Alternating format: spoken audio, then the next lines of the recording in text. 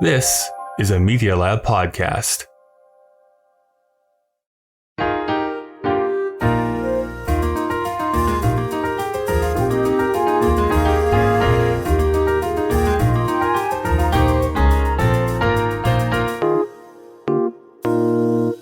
Welcome to Putting It Together, the podcast that goes through the entire body of work of Stephen Sondheim, show by show and song by song. My name is Kyle Marshall, your self-described Sondheim expert.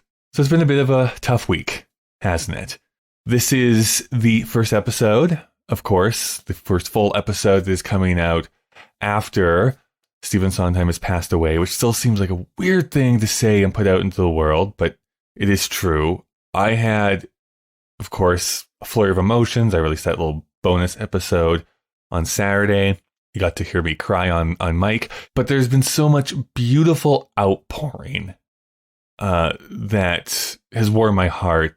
I hope you've seen that collection of Broadway stars around the TKTS booth in Manhattan singing Sunday from Sunday in the Park with George. But there's also been these write-ups and tributes, and there's just been such an outpouring of warmth and love from all around the world. So it's been beautiful to see.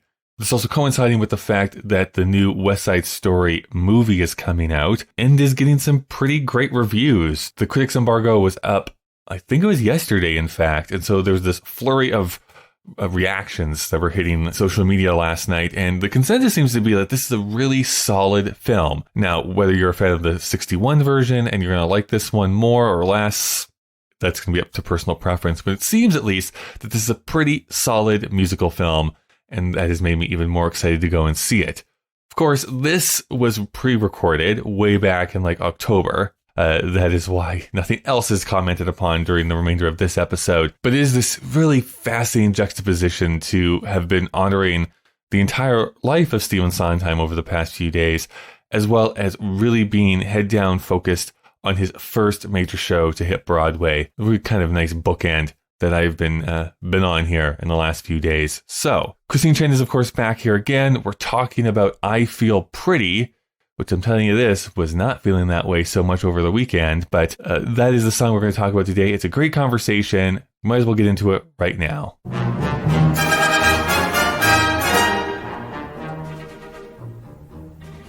I feel pretty, oh so pretty.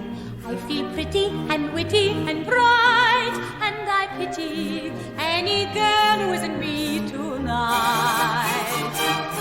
I feel charming. Well, Christine, thank you for continuing to do this mini-series here with me. How are you? Doing pretty well. Hopefully your listeners are not tired of hearing me talk about West Side Story yet. It's been pretty fun to go through these. This is so good that this is not, at least I'm talking for myself here. I'm glad that this is not a video portion because I don't feel very pretty this morning. My hair is all over the place. So I am going to go on a very large limb here and say that this is probably the song most people know from this show, or at least one of the top 2 or 3 songs that people know from the show, even if they've never seen West Side Story in their entire life. But I don't know. Do you agree with that?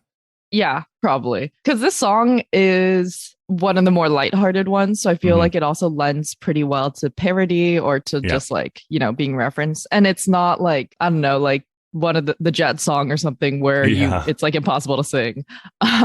Like I definitely have heard it a lot when I was a kid, and I probably did not know where I heard it from. Yeah, I definitely remember the parodies of this song before I remember hearing this song in full. We'll get to it, but there is a large number of pieces of media out there that have either used this song directly or have parodied this song, from like kids shows to adult shows. Like it runs the gamut. I kind of want to just do kind of that backstory because we finished off our last episode doing the Tonight Quintet.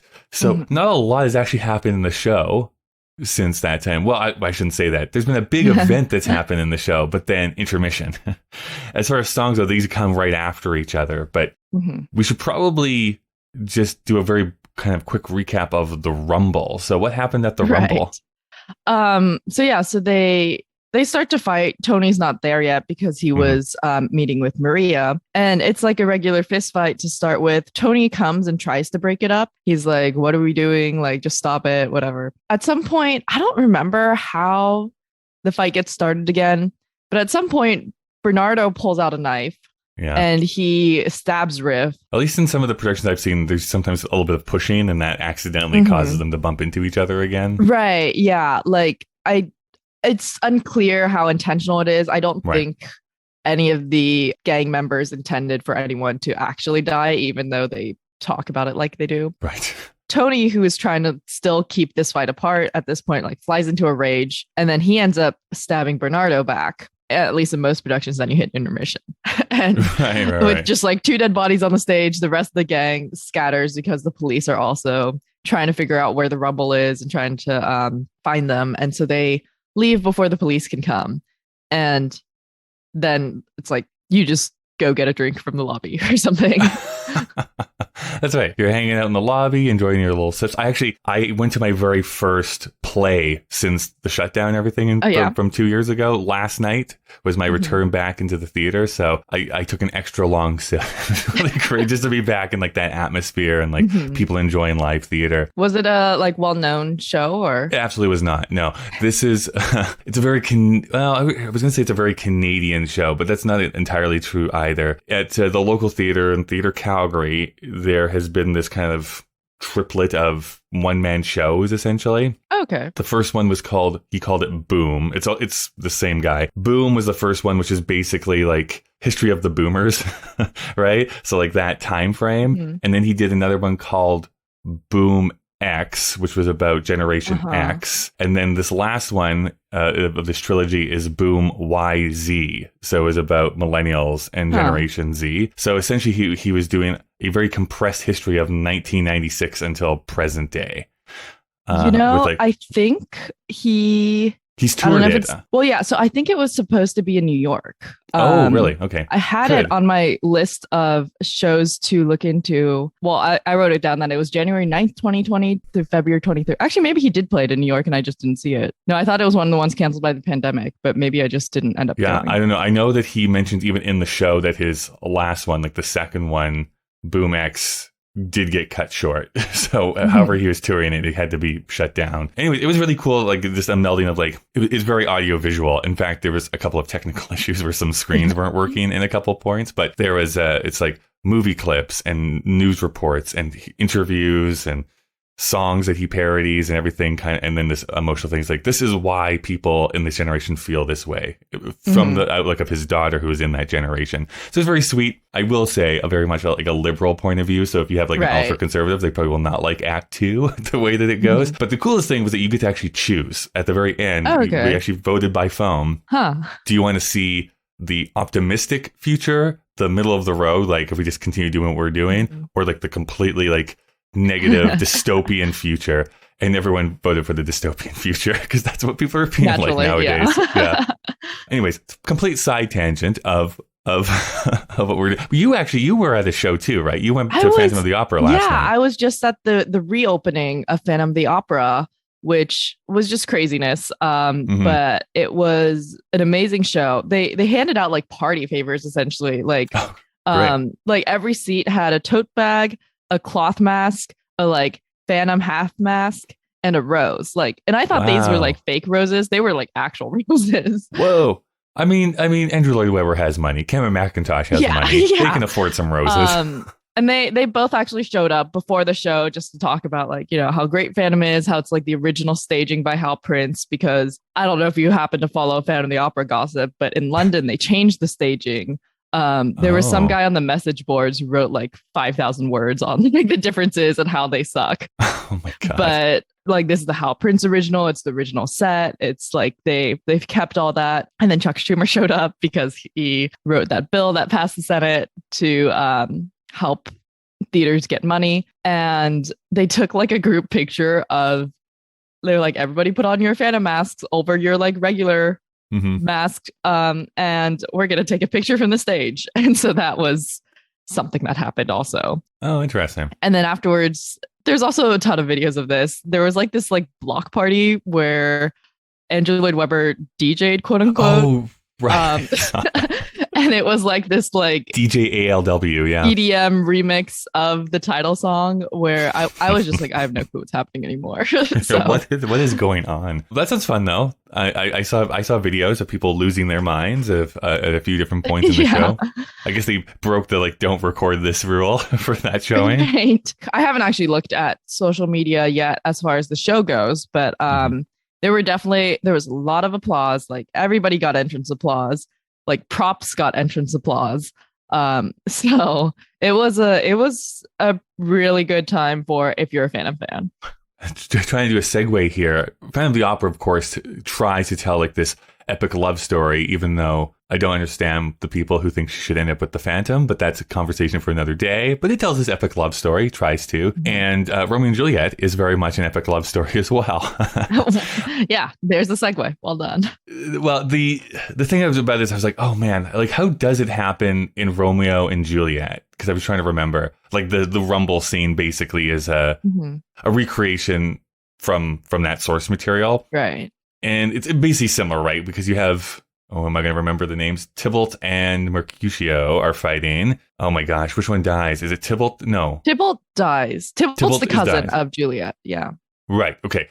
He gets killed. Romeo gets super upset, kills the other person in retribution. And then that kind of sets up the rest of the play. And this is basically the same type of thing. I guess my biggest question is like within West Side Story, though, do you buy Tony flying into this rage? I could see it being like he is just instinctively like, you know, when you just get so angry, you're just like, I just need to hit something. Like it doesn't have to be a person or anything. Like I could see that. And also, again, he's like, what, 17 or something? Yeah. So young. He maybe doesn't have as much impulse control. So I do actually buy that. And I might have mentioned it in a previous episode of this series, but one of the things that I liked about the 2020 Eva Van Hove revival of West Side Story is that you could actually see Tony as a gang member. Like he's a founding member of this gang. So he must know how to fight. He must be somewhat rough and tumble. And I feel like some productions portray him as this like pacifist who is just here. He wants out of this place. He's just trying to like make the world a better place. But I feel like they do forget that at some point Tony was one of these guys and he has that same experience. So I do buy that. Maybe I don't buy it as much for the original movie of West Side Story. I think that's where I'm coming from, because it's like as much as I have a soft spot for that movie with a bit of nostalgia clouding my perception, I don't really buy Richard Beymer as being like this rough and tumble like gang person. In some productions of West Side Story I've seen online, I don't know how else to say this. It's like, you are a chorus boy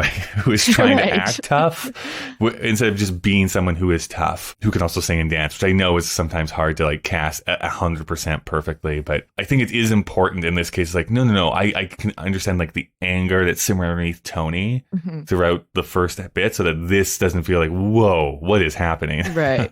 It feels natural. I think it's also frustration because if you think back to the like quote unquote wedding scene, where they're like play acting like, oh, and this is what my mom's gonna say and stuff. He has Riff as part of that scene. So like Riff is a very close friend to him. He's like a brother. And so I think it's also the frustration of he came to stop this fight. And he came to like, once the fight was stopped, he'd be able to be with Maria. Like everything would be perfect after that. So I think part of it is also the frustration of having everything just like go down the drain so quickly. Right. Like he knows now that like, even if it had just been her brother killing Riff, like that's something that he would have to deal with in terms of like, does he forgive Bernardo for that? Is Maria gonna side with Bernardo? Like there's a lot of other things that are also going on. And now like Riff is no longer able to like share that with Riff in the future. So I think it's also just that sort of like, not just anger at the fact that Riff has died, but like the frustration of like his entire planned future is now gone. We talked last time too about how some productions have staged this, but you end Act 1 with this dead body on stage, and sometimes you just leave the dead body on stage, or the curtain comes down, you go and have your drinks, you come back, you're settling yourself in, and now we start Act 2, with coming back into the girls, right? And seeing stuff from Maria's point of view. Correct me if I'm wrong. This is the first time we hear Maria sing by herself, is it not? Like as a solo song, basically. Yeah, it's her only solos. I mean, I guess the other girls are in it too, but yeah, but she's been part of like the Tonight Quintet. The original Tonight. Right, and the original is Tonight. the first time she sings. And then the Tonight Quintet, One Hand, One Heart. And so duets are basically been her thing up until this point. And while there is some introductions by the girls, she gets a long time of being able to sing by herself here. Yeah. I am blinded by my own like closeness to the source material. This is actually one of my favorite episodes I recorded back in my original West Side Story season, because I got to go and talk to a couple of high school kids about, because they had just done West Side Story. And so they had a really interesting, I thought, point of view about how this song works within the show. I want to kind of open it there. Like, I feel this song can be kind of divisive amongst certain people. Sondheim himself hates this song. Not to mince words, but he really does not like this song. Well, he hates like his own work in the song, which I feel like is different from the people that hate the song. Like, I feel like no one has an issue with Sondheim's lyrics in this song except Sondheim. And the people that hate this song, that's not their problem with it. Yeah. What is their problem with it? I would say it's very frivolous. And in this sort of world where, I mean, we have America where depending on which version, but at least some of the girls are very sort of like starry-eyed when it comes to being in America and stuff. But the thing is, like, it's led by Anita, who you wouldn't necessarily call starry-eyed, even though she is. But Maria, I think as a character is just kind of frustrating because she's just like very pure, very naive, very and it's you kind of want to shake her a bit and be like, wake up, like look around you, what's happening? And so I feel Pretty just kind of adds to that of her being like, and I know that's like part of the irony is that, you know, people have literally just died and she's here singing a song. Yeah. And it's also just, I don't know, like, I guess you can call it a little puerile, I guess. Besides being a solo for Maria, it doesn't really serve a purpose for me. It was actually cut from the most recent revival on Broadway, and because they don't have an intermission in that one, right? Yeah. They just go straight through, and like like it makes sense to cut it in that sense because the idea behind that revival was we want it straight through because this was over the course of like 2 or 3 days. So we want it to feel like you just get on this train that just won't stop. Right. And this does kind of stop the momentum a bit. I think what bothers me about this song is just like, it doesn't seem to serve a purpose besides being like the classic Act 2 opener that doesn't serve a purpose, I guess. But it's not as entertaining to me as like other Act 2 openers either. But when it was cut, I did see people saying like, oh no, this is actually important because it is like Maria coming into her own, feeling like she has a place in society, and she is a Puerto Rican girl that feels pretty for the first time, which I do see. I don't know. I don't feel like the song has the weight of something, or like it doesn't feel like it has that weight when it should. Yeah, I always feel conflicted talking about this because I am the master of being able to see both sides of the argument. I think the best part of this song, just within the way that live theater is put on, this serves the purpose of like bringing us back into the show. We've just seen this like very dramatic thing in Act 1. We've had a little bit of decompression through the intermission. We're coming back. Okay, light, fluffy. Okay. And it gets interrupted by Chino at the very end. And that brings us back into like the drama. So just for that brief moment, we're allowed to be happy again. Right. So there's some cool dramatic reasons why you'd want to have this. And I will just again reiterate what one of the guests said in like the very original episode on this song, that feeling that Maria, again, for a brief moment, just gets to feel herself for a bit, right? It's like, I do get to feel pretty. I get to feel loved, because being pretty and feeling pretty are two very different things. And so she's able to sit in that emotion for just the briefest amounts of time.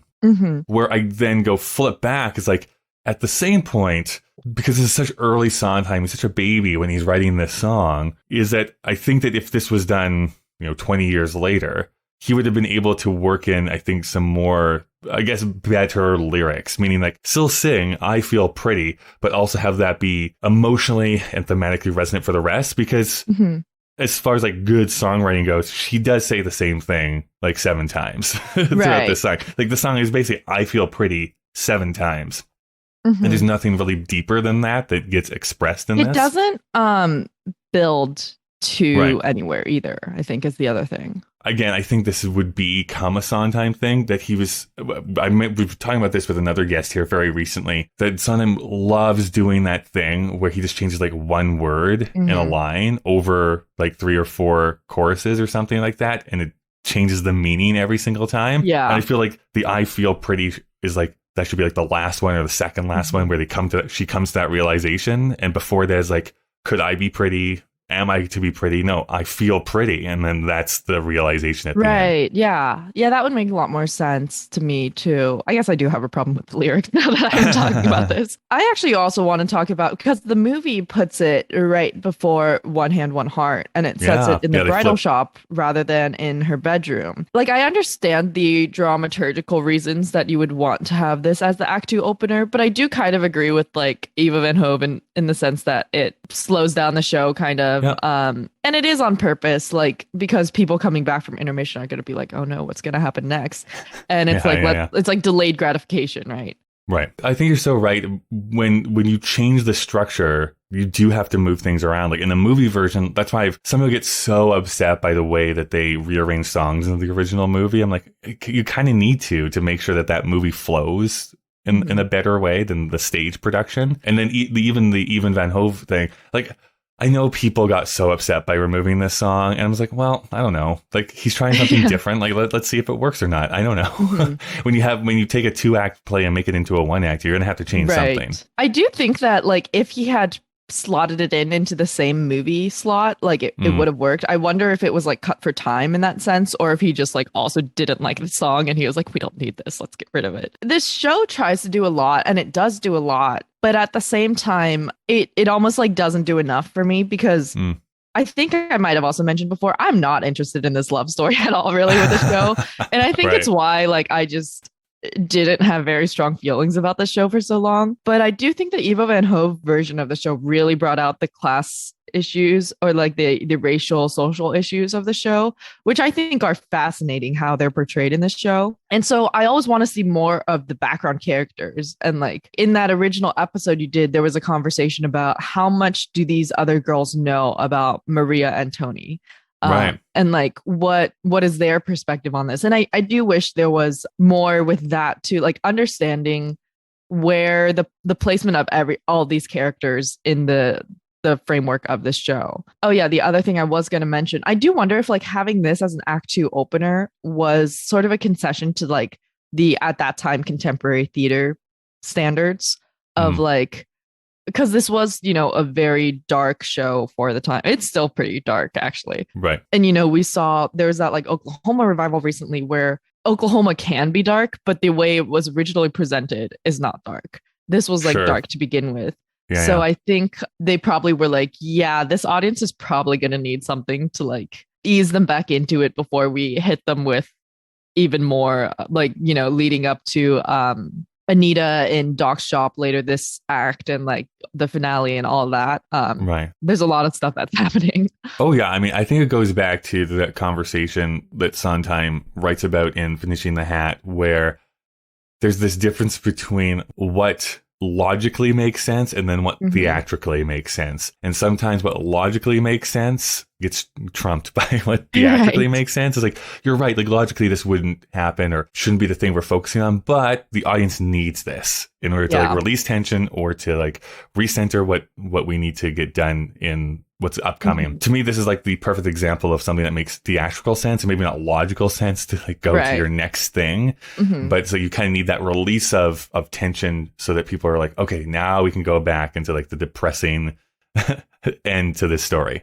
Yeah. And that's why I think like the movie makes sense, because generally in movies, things are more realistic. Like you're seeing things up close and realistic, and like the set is fully fleshed out. So it is a little bit more of a logical world. And also because the movie doesn't have an intermission, like it would feel so strange to go from the end of the Rumble to I Feel Pretty with the whole that like fanfare of an intro and stuff. And it's like, wait, what is happening?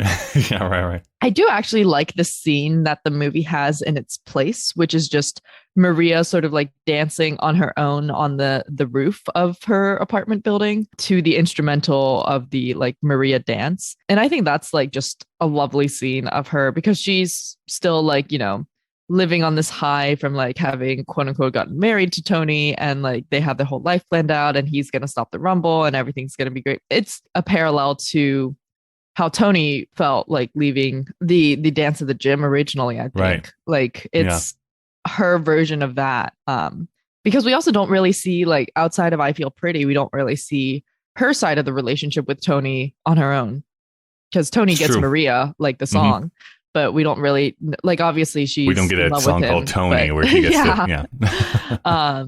so we don't really like see that besides the duets that she's in. And there's something else that you kind of added to our shared document here too about the upcoming movie directed by Steven Spielberg, about like some of the things are going to change within the book scenes specifically, and I'm very interested to see how this plays out. I'm so curious on how this movie is going to work or not work, I guess, at this point. But apparently like the Rosalia character is going to get a much bigger role inside of the movie, which I think is not a bad thing, but because it's like she is kind of a character that kind of shows up and disappears. So it'd be nice to like lean in a little bit into that character a bit. And apparently there is some new scenes that they're going to add in for that character specifically, but also that the Chino character is going to be very much more closely tied to his like Shakespearean counterpart. But honestly, by reading between the lines here, it feels like they're really bringing more of the Romeo and Juliet story into this. That is there in West Side Story, but is not necessarily focused on a lot. I am really curious about what they're going to do with the Rosalia character, because as of now, the only thing we know about her is she really loves Puerto Rico and she wants to go back to Puerto Rico. And I could see that as being interesting, especially in the second act, if, you know, like everything is super, like life sucks again. And her being like maybe Maria and her having conversation about like, why did we come here? Like, you know, if life was so good in Puerto Rico, like what's the point of being here? And is it still worth it to stay here? Like, I could definitely imagine that conversation happening. And I don't even know if that's the conversation that they're going to have Rosalia and Maria in, but that's what I would imagine it to be. But yeah, like I said, I want more from the background characters, so I'm pretty excited to see what this is going to be like.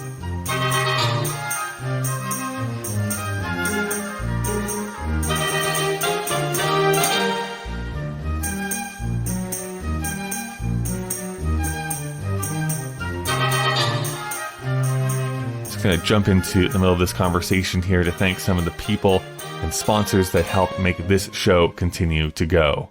So if you would like to help support this show for absolutely free, you can do so by giving a rating and review on whatever app you listen to podcasts in. That's greatly appreciated. And if you'd like to help monetarily, which will only help to grow and make this show better, you can do so over at our Patreon page. Please do not donate if it impacts you negatively financially.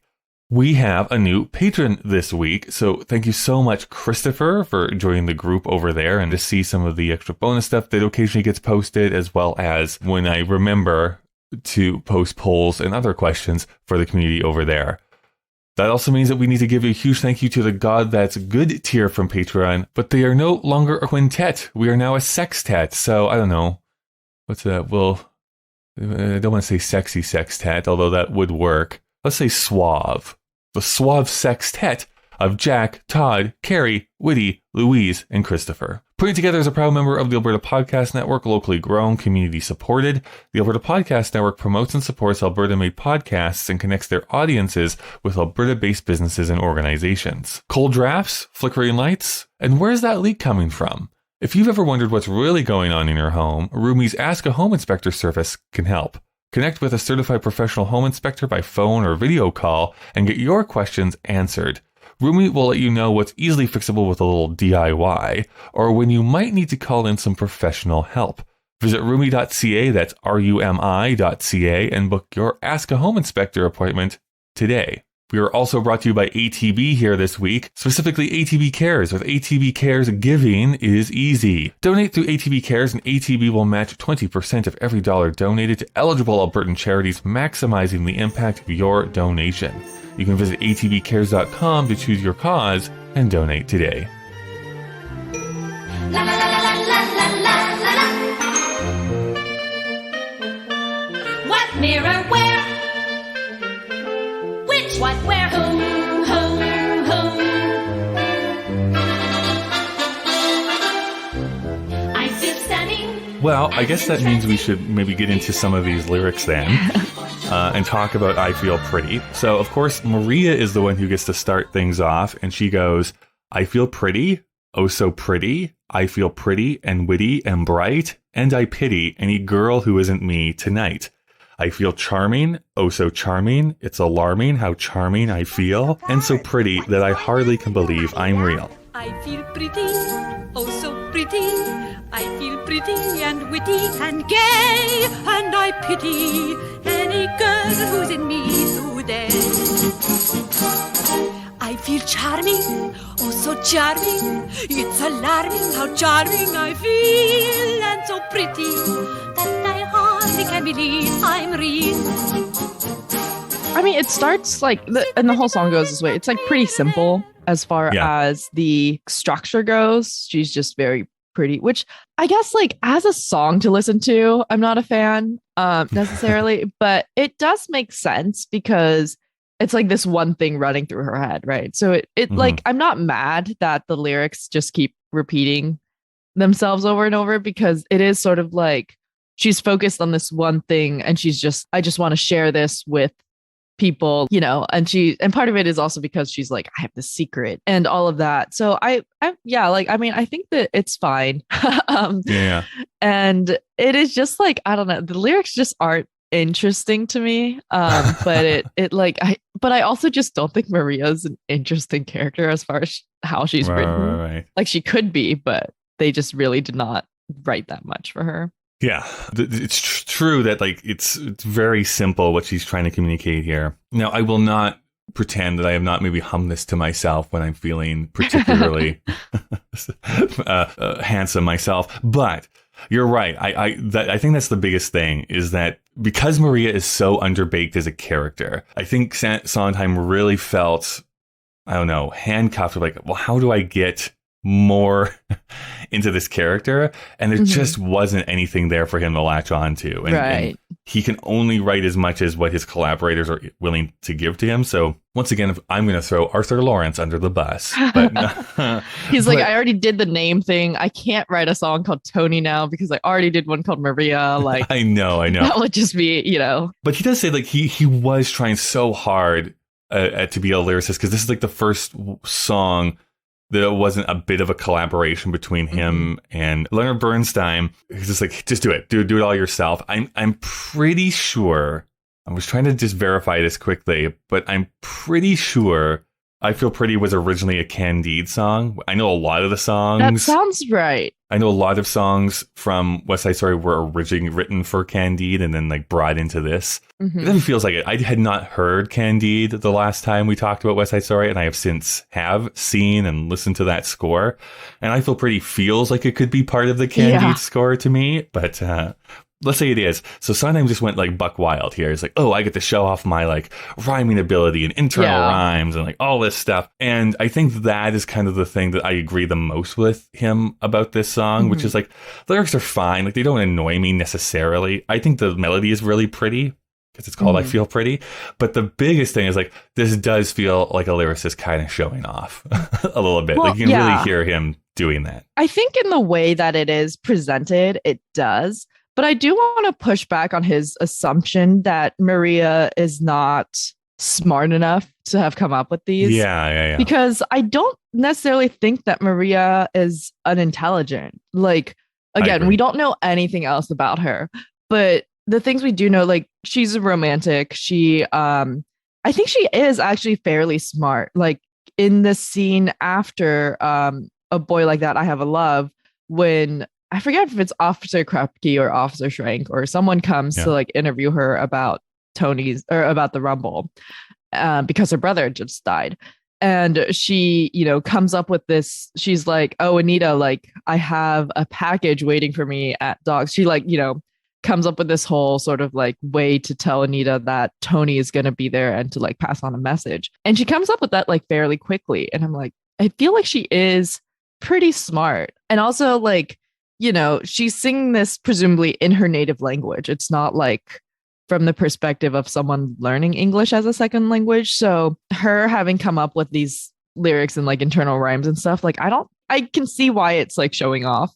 But I don't think that Maria is necessarily like dumb or uneducated or anything. Like, yeah, I don't like that reading either, because this is different than Tony saying morning star. Yeah. It sounds like, yeah, that feels like, that seems weird for this person to do it. But I honestly don't think there's anything in this song that feels like so out of place for a young girl in love to be singing about. Yeah. Yes, it's poetical a little bit, but like, it's a song. I don't know. Like, I feel like the rhymes are like the internal rhymes are what makes it smart. Like, it's the fact that there are so many rhymes within a small space, but the rhymes themselves are not like amazing. It's not like what was the one from last time? It's not like coercionable and personable. Like that's right, it's not exactly. that. And it is, you know, like I feel like we've all had those moments where when you're talking to a friend and you like accidentally start talking in verse, you're like, wait, those just rhymed. Yeah. And like it feels like it could just be something like that. So the fact that there are these rhymes in the song, like I have no problem with. I think it's the fact that they're so every verse has them that maybe it's like, okay, yeah, now you're just showing off. But like, if only, I think he always brings up like how alarming how charming I feel is like the line that he always brings up. But I truly don't have a problem with that one. Yeah, I agree. I think he protests a little bit too much within this song itself. I also find he's usually a bit too harsh.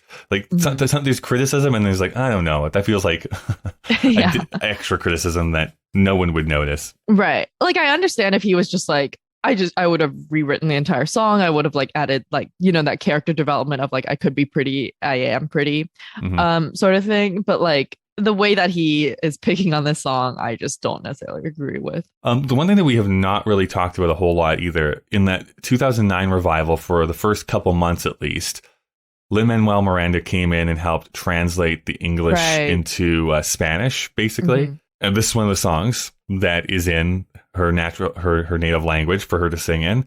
Does that do anything for you? I guess I think we've talked in the past a little bit about like changing it into Spanish versus keeping it in English. What do you think about that? I do like that, and I think this is also one of those like for the audience things.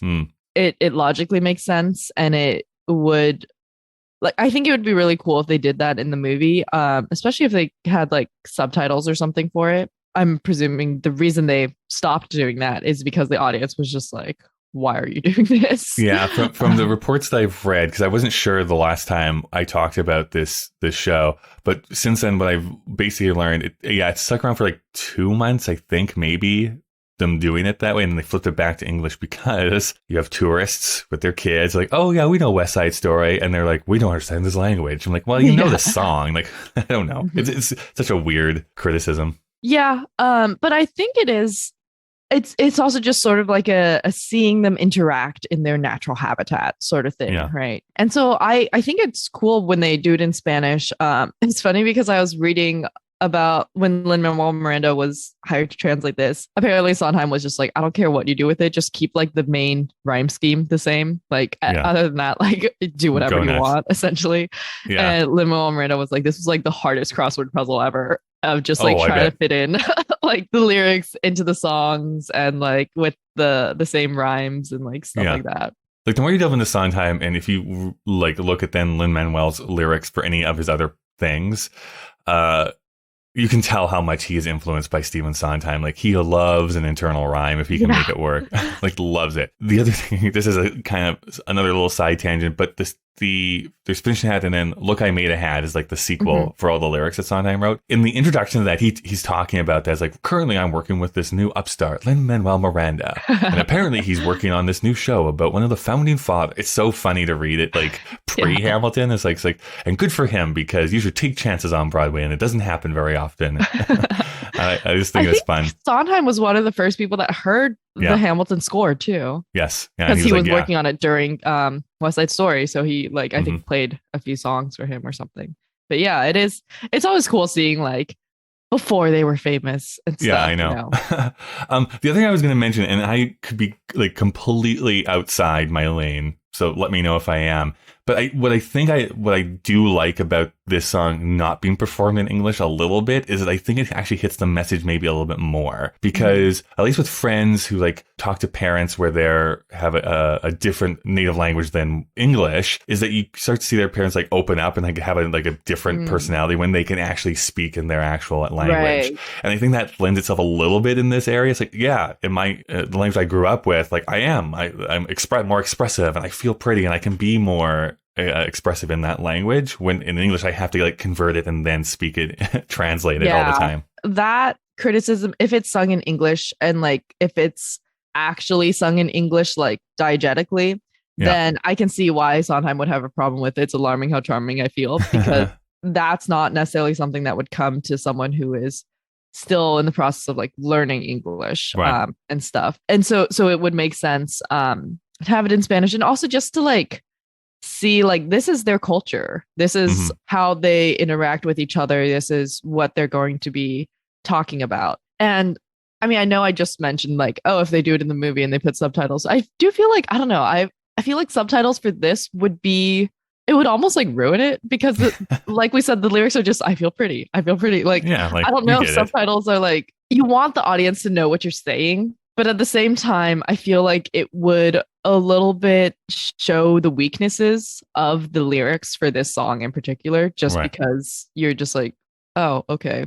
And like, you know, when it's the same lyric over and over for subtitles, you have the option of either leaving that text on screen every time or leaving the text, taking it off, and then putting it back on. I'm going to stake my flag and saying that they're probably just going to sing it in English is probably what's going to happen. But I could see them maybe doing a stanza or two not in English. That would be kind of fun to play around with. I think maybe like if they do it for the most part in English, or if they just like they make it look like they're it is going to be in Spanish, they're singing in Spanish to each other, but it's actually in English, if that makes sense. Like like in the universe it's in Spanish, but what the audience hears is in English, because we have magical translators that that's right.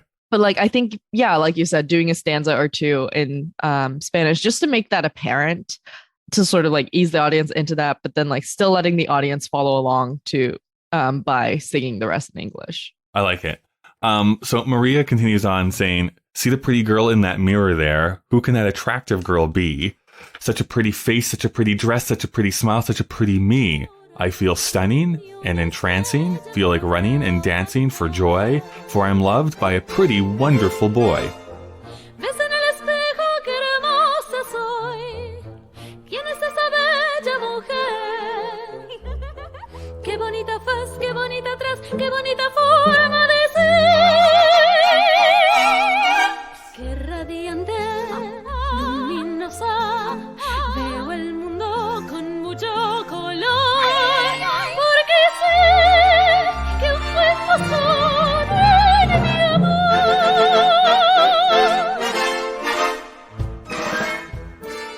You know, one thing we haven't really mentioned yet in this song is kind of like the actual rhyme scheme that's going on here. And it really is like A, B, A, B, A, B throughout this entire thing, essentially, or A, B, C, D. Even in this last one, like stunning is running, entrancing is dancing, and joy boy is like that rhyming couplet at the very end. I've always thought, again, this would be something that probably Sondheim would have tried to do 20 years after this. Wouldn't it have been cool had like, just like he tried to do like a waltz for every thing in A Little Night Music, that because this is based on Shakespeare, even though his plays weren't written this way, but wouldn't it have been cool of doing like Shakespearean sonnets for every song? But basically tried to fit like that rhyme scheme into everything. That would have been wild. Yeah, that'd be a challenge. Yeah, sonnets are tough. They are. Yeah, it is like, and I guess this is the reason why it's so widely parodied and covered and stuff, Yeah. because it has the structure of a pop song. Oh, easy. Yeah. And pop songs are not interesting when you like break it down by like that rhymes. I mean, like especially I say of the time, like those pop songs are like a lot of it is just like A B A B, that sort of yeah. I mean, the thing with pop songs too, like it really is a format that it is traditionally, there's outliers, but traditionally it is the music first and lyrics second. Like that's what the most important thing is. There's a podcast that has since stopped being made, which is too bad because I loved it so much. It was called Punch Up the Jam, where they would take pop songs and try to make them better because they would always break down the lyrics. I'm like, that's what the lyrics are in that song? That is wild how bad those are. There have been some questionable pop songs. We are also kind of like, people talk about the golden age of television. I feel like we are also kind of in the golden age of pop music right now, though. So there's definitely like interesting things happening. Oh, yeah. Speaking of which, apparently Selena Gomez might be releasing a song that covers or features I Feel Pretty. She has had it like playing in some TikToks, so people are like, Broadway World did a whole article on it, like, oh, is Selena Gomez doing an I Feel Pretty thing? That's so funny. So we'll find out, I guess. I wonder if there's some sort of like tie into the movie or something like that. Oh yeah, maybe like singing over the end credits or something. How they have like pop artists do covers of all the things. Yeah, maybe it's that. I honestly didn't even consider that it could be related to the movie. I was like, oh yeah, Selena Gomez. I feel pretty, oh so pretty, just might be the prettiest one in the city. I feel pretty, and I'm witty, and I'm so bright. I feel pretty, oh so pretty, just might be the prettiest one in the city.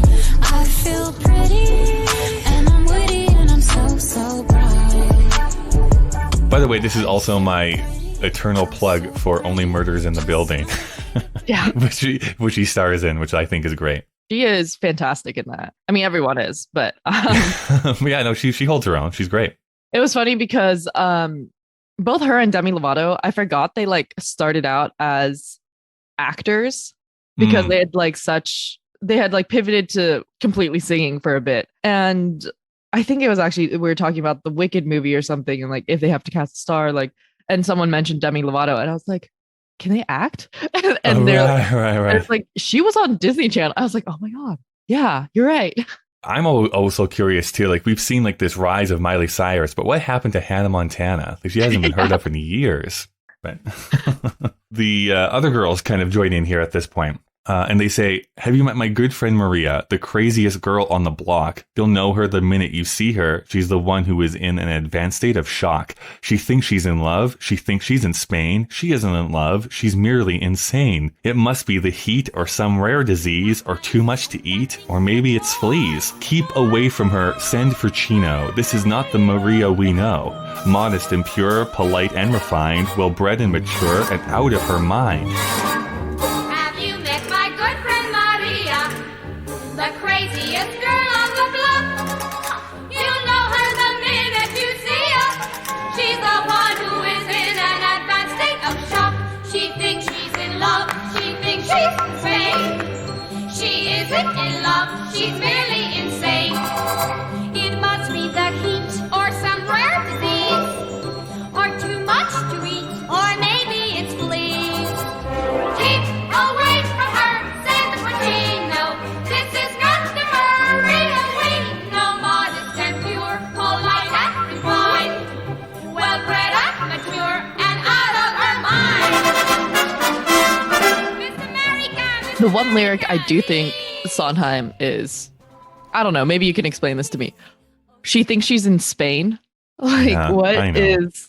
Like, it feels like that one was just to get the rhyme with insane, and he like couldn't think of anything else. I think so. I think Spain could, like, there's that idea of like the Spanish lover and stuff like that. I think that probably is what it's trying to lean into.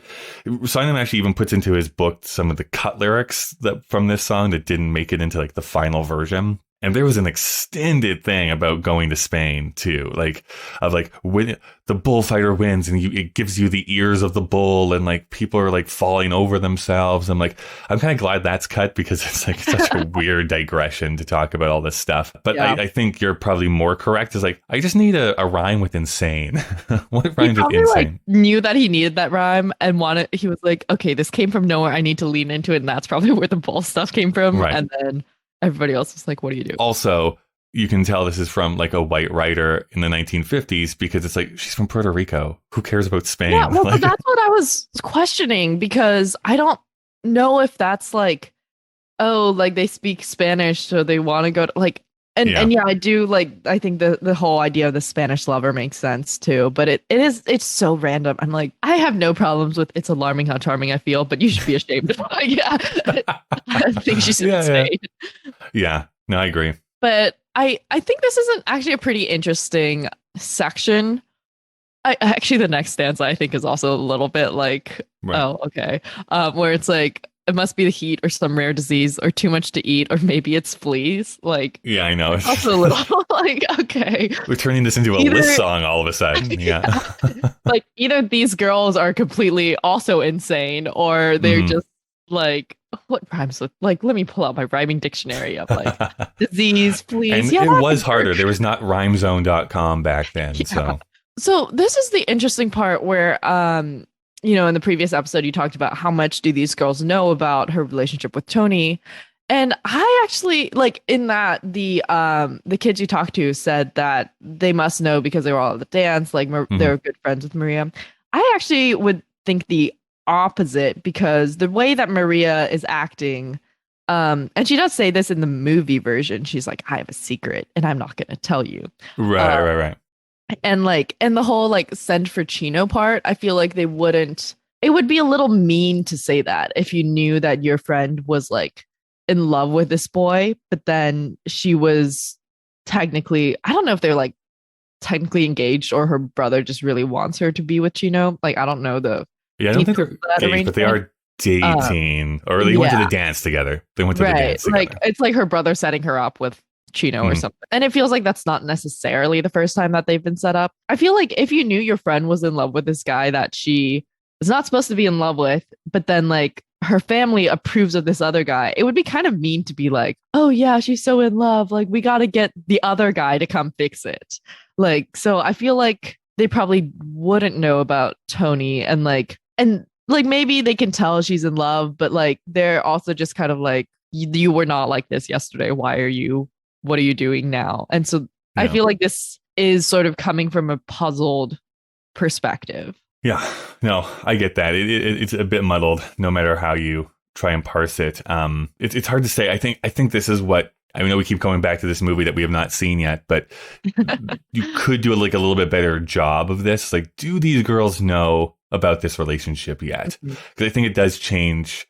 Because I guess with the lyrics in the song, you would have to assume that they don't, because otherwise they would know, oh, she's like mooning over to this Tony guy. Like, yeah. Like, what's going on? Just before we blow past it, this is the lyric that I have an issue with in this section. And I have evidence here. So in the previous stanza, love rhymes with love, Spain rhymes with insane. And we also have heat that rhymes with eat, disease rhymes with fleas. After that, pure rhymes with mature, refined rhymes with mind. But in that other stanza, Chino does rhyme with we know, but from her does not rhyme with the mar, or I guess is like the mar, we know goes on the, so like mar and her are supposed to be the rhyming couplet in that, and like, no, in no world is that, or do those two things rhyme together. Yeah, that's, this is a rough area of this song. This is a rough area. I don't really know what was going on here. Maybe he was on a time crunch or something. I feel like he was. It definitely not like, peak. Yeah, it does not peak Sondheim. It is like baby Sondheim, but even like baby Sondheim, this doesn't feel like he had like enough time with this or something. I had to be fair, he really did want to redo this. Like Sheldon Harnick of Bach and Harnick, like Fiddler on the Roof fame, was a friend of Sondheim, saw the show, and he kind of mentioned this. Like, I think you could like punch this up and change some of these because these don't This is not great writing. And his other collaborators just wouldn't let him do it. They wouldn't let him do a second pass on this song. So I wonder at the time how much they are thinking about songs in terms of pop music, because, at that time, Broadway was a driver of pop music. Feeder system into pop music. Yeah. And this show doesn't have that many that I think is the classic golden age Broadway sound that goes into pop music. So maybe that's why they wanted to keep this as is, with like, this is great. We can get people to sing this, or like people can cover this. And like if people are like, sitting around their pianos at home, like it could be like a family sing along. It'll be fun, like that sort of thing. I agree. I mean, as far as like hummable songs, this one probably has the best case to be a hummable song coming out of this show. Here's how the song ends here, though. Maria comes back and says, I feel pretty, oh so pretty, that the city should give me its key. A committee should be organized to honor me. I feel dizzy, I feel sunny, I feel fizzy and funny and fine, and so pretty, Miss America can just resign. See the pretty girl in that mirror there? What mirror where? Who can that attractive girl be? Which, what, where, who? Such a pretty face, such a pretty dress, such a pretty smile, such a pretty me. I feel stunning and entrancing, feel like running and dancing for joy, for I am loved by a pretty, wonderful boy. I feel pretty, oh so pretty, that the city should give me its key. A committee should be organized to honor me. La la la la la la la la la. I feel dizzy, I feel sunny, I feel fizzy and funny and fine and so pretty. Miss America can just resign. La la la la la la la la la. See the pretty girl in that mirror there. What mirror? Where? Who can that attractive girl be?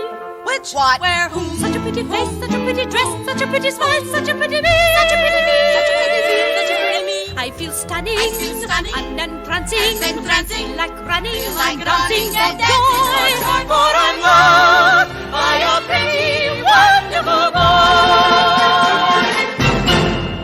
I really do like, just as a musicality thing, I've always liked that which, where, whom. And then they do like the little backing vocals behind her as she sings. It's just a fun little like musical thing that she can do.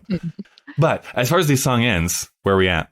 I think it works out. I think it's interesting how the other girls join in for the last stanza, because they're also like feeling it's sort of like feeding off of her energy. She's like, oh yeah, like I'm pretty, I have like whatever. And the other girls are kind of like, you know what? I'm pretty too. Like Maria doesn't get to take the spotlight here because I am also very pretty. And I do kind of like that bit. And it like, I mean, I don't know if they're officially paired up in the show, but like everybody has a partner in the dances and stuff. Yeah, yeah. So it's like, presumably they also have boyfriends or something.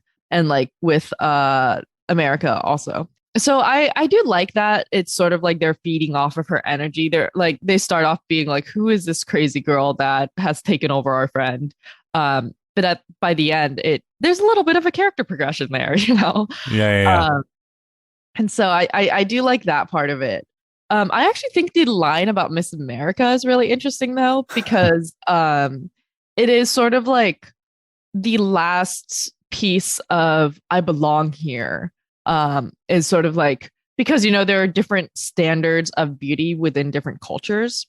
And the idea is that like, oh, if you become Miss America, then you are also pretty by Western standard, or by, I guess, United States of American standards. Yeah. But at the same time, it's a little ironic because Miss America is a notoriously white institution. And it's like, it's a little bit like, oh, that's like awesome that you know, feel confident enough that you think you can replace Miss America. But realistically, it's never going to happen. And there's a bit of a like irony in that sense, too. Yeah, no, I think that this is maybe the most interesting part of the song, because I think this is going back to almost like that America idea. Like there are some subtle like satirical things that are being put into this that are a little bit more, I guess, resonant than what you might think on first like glance of the show and in the music inside of it. Yeah, I like that bit. I think it's good. I find the like second half of the song to be a lot more interesting than the early half, because it is like the whole Miss America, the city should give me its key. Same deal there, really, with like, oh, like I should be part of this this culture, this city that I'm in. Also, there's this whole trope of the key to the city, and I still don't know what it means. But like, what does it mean? A show called Key to the City? No, like just like the idea of you're getting presented with the key to the city. Like, yeah, I see it in movies and TV shows all the time. For some reason, like that seems to sometimes be a plot point. I think it's just an honor, like because it's not. Yeah, it's nothing. You're just giving like an honorary key that doesn't open anything. Right. But it's like you're such a high standing thing that you get a key to anywhere in the city. I'm sure there's probably another movie that actually does give you some like weird like behind the scenes. Well, there's a joke in Crazy Ex-Girlfriend where in the first season she is running out of money because she keeps going on these like crazy shenanigans and spending like $10,000 at a time, and then she like ends up doing this other lawsuit sort of thing, and they're like, "Oh, the mayor wants to give you the key to the city," and she's like, "Is there a cash prize with that?" And there's not a cash prize with the key to the city.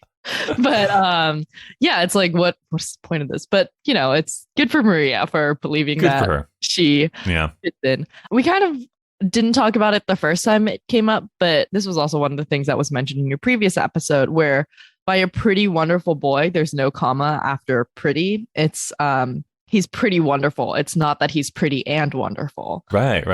And I do love that part a lot. Like, I think that's pretty smart.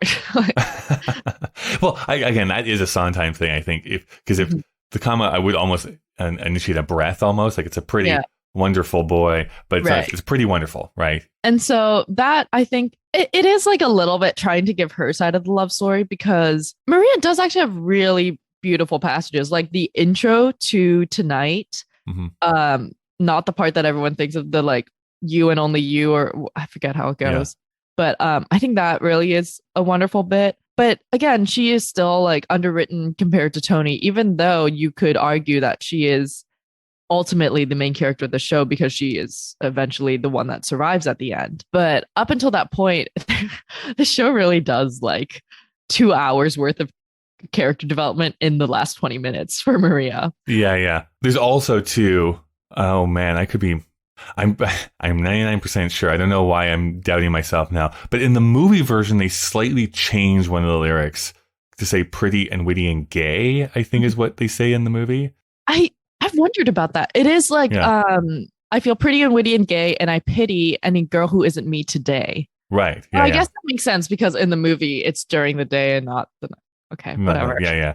But yeah, anyway, so it's a slight change of one of the lyrics inside of the movie version of this. Yeah. But talking about Crazy Ex-Girlfriend, this has been covered and been in so many things. Like, this is just such a small, compact, like, Julie Andrews has sung a version of this. I feel pretty, oh so pretty. I feel pretty and witty and bright. Little Richard has sung a version of this. And I pity any boy who isn't me tonight.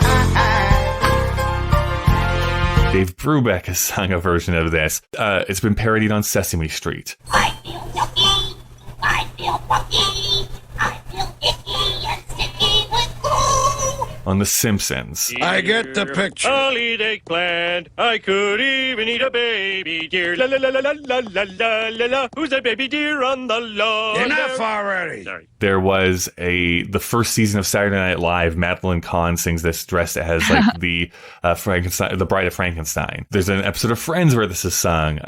An episode of VeggieTales where this is sung, and then the Adam Sandler movie Anger Management where Jack Nicholson sings this song. See that pretty girl in the mirror there? What mirror where? Who could that attractive girl be? Who, which one, where? Such a pretty face, such a pretty face, such a pretty face, such a pretty face. So, I mean, like, this is just so permeated into wildly different mediums and audiences and stuff like that. Like, that is cultural reach at that point. Yeah. And I think it is like the part that Sondheim hates about this is the part that people like about it. As far as like pop culture goes. It's like Send in the Clowns too. He was like, that was never supposed to be a song that blew up. But it is the one that did. So. It is, yeah, I know. I keep coming back to how weird that is. But that being like the biggest song that he ever wrote. You basically have to get just the right person to cover it and stuff. That's what it is, right? Like if Kate, I know no one that is famous on TikTok is listening to this podcast, but you should put a Sondheim song into one of your TikTok videos and make it go super viral. And then people can be like, oh, weirdly, like 40 years after, Losing My Mind is like the biggest thing of Sondheim that he's ever written or whatever. Honestly, I could see that happening with the disco versions. Like someone makes the TikTok audio out of the disco versions of Sondheim, or one of those the disco gypsy that happened. Oh, yeah, disco gypsy. Oh, Ethel Merman singing disco is like my favorite thing. There's also a disco Sweeney Todd. There is, yeah. I listened to that prior to the most recent disco album. So, you know, I feel like one of those could go viral. Like they kind of did within the theater community. Yes. But, you know, within the broader scope of... Yeah, it didn't break out or anything like that. Mm-hmm. I mean, Sondheim was having that moment here a couple years ago where like 5 movies used a Sondheim song that were like nominated for big Oscars. I'm like, this is weird. Yeah. This is a weird thing to notice when that happens. It was in... It was Knives Out, Knives Out, Joker, and Marriage Story has Being Alive sung in it, and there's another one I forget that has a song. I was like, this is weird that this is happening all in the same year. I feel like it was also when your podcast was gaining momentum too, so it was sort of like Joker helped my podcast. Everybody's like, what's up with this song? Send in the clown. Exactly. I will continue to say this. I think the weirdest thing about Send in the Clowns being sung in the movie Joker is the fact that it's not even like the first stanza, it's like the 4th stanza. It's like they did a deep cut inside of that song. I have not actually seen really any of the DC movies, so I do not know the context of which this is. You can send all your hate mail to me. Most of them are bad. So that is what my coworkers said too. They were like, "You're not really missing much." Yeah.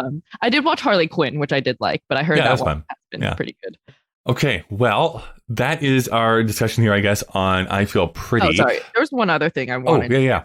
I'm looking through my notes, which I did not organize at all. I do want to sort of maybe make a conversation about the setting of this, like regardless of the placement of this in like movie or stage versions, which we kind of have talked about, but the setting itself of like the dress shop and the bedroom and like what that says about their friendship, because it's like if they're all in the dress shop, it sort of seems like, oh, they're coworkers, like maybe they've lived, like they've all came over together to America, but it's, you don't know, like they're not necessarily super good friends. They're like they're like good work friends, you know. Versus like if it's her bedroom, it's like, oh, these are like they're like family is like the level of friendship I'd say for that. Yeah, no, I see that. And so I do think that makes a bigger difference than people probably would have expected, as far as like, because, you know, it was literally moved just for placement reasons for like the intermission and stuff. But I do think the setting matters as far as like, how are these people interacting? And the way that Maria goes about this is kind of like, I don't know if this happened to you in middle school, but like when people in middle school are like, I have a crush on someone, and then they like make you guess who it is. Right. Won't tell you outright. It's like, oh, like guess who it is. And like, and then they make those like weird little paper things that you have to like fold and unfold and like undo the flap. Yeah. So it is sort of like that plays out more with the bedroom friends, I guess, rather than the work friends. It's kind of just like, oh, I can't tell them because I don't know them well enough to know how they react. I think that's a good insight, because I think that even if you didn't and even immediately make that connection, there is a fundamental difference of it being like, yeah, this is taking place in a retail space, like it's out about, like anyone can come in, versus no, we're in a person's bedroom. That's a much more intimate setting. People that you are bringing into there are either going to be very good friends or someone you want to have like a romantic relationship with or whatever it happens to be. So it's just a much more intimate setting.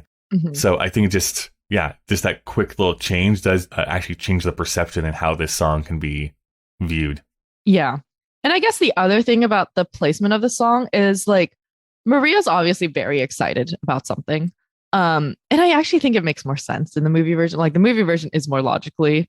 It flows logically because she knows that Tony is coming that night. It's only going to be her second time ever seeing Tony, I guess. And so she's really excited about that. She's like, there's a boy coming to see me. He told me that he's in love with me. Like, I feel pretty. Versus the stage version, it's a little more amorphous what she's excited about. because she's already seen Tony. They've already like done their marriage vows, and like Tony is going to stop the Rumble. And I guess it's more like, oh, after he does that, then our life can begin. Like, but I feel like the actual like I feel pretty and I feel like I finally belong because an American boy likes me makes it like resonates a little more before she's seen him again, because it's sort of like that anticipation leading up to that reunion almost. And the whole like the minutes feel like hours, hours feel like the hours go so slowly is sort of that same thing with I feel pretty in the dress shop versus in the bedroom. It's kind of just like, oh yeah, like this is my life is about to begin with this man. Yeah.